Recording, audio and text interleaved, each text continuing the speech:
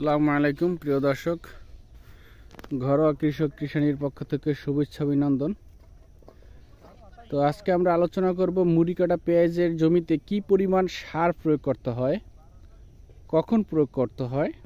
সাধারণত মুড়ি কাটা পেঁয়াজে একটা চাষ দেবেন, একটা চাষের পরে প্রতি 33 শতক জমির জন্য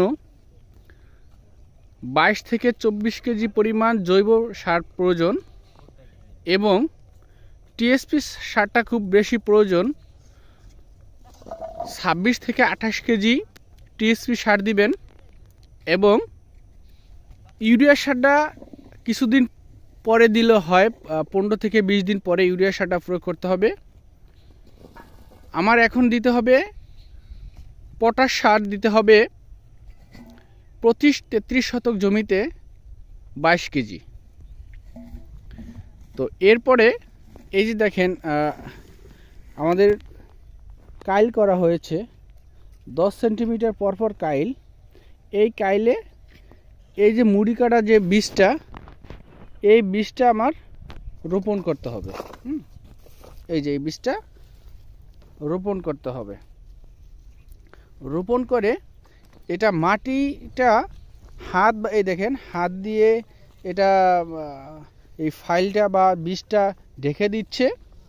ঢেকে দেওয়ার পরে এটা ফ্লাশ সেচ দেওয়া হবে।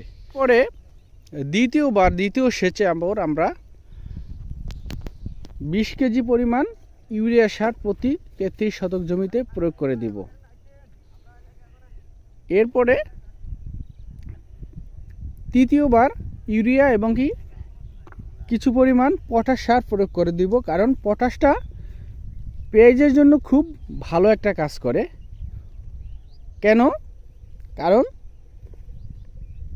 পটাশ সারটা হচ্ছে মাটির নিচের যে ফসলগুলো থাকে এই ফসলগুলো বৃদ্ধি করে। অবশ্যই আমরা পেঁয়াজের জমিতে বোরন সারটা প্রথমবারও প্রতি 33 শতকে 2 কেজি বোরন সার দেব এবং পরবর্তীতে স্প্রে করে দেব। তো দর্শক, পেঁয়াজ বড় হবার পরে কি কি কীটনাশক বা ছত্রাকনাশক প্রয়োগ করবেন আমি পরবর্তী ভিডিওতে আপনাদের দেখাবো। আজকে এই পর্যন্তই। খোদা হাফেজ।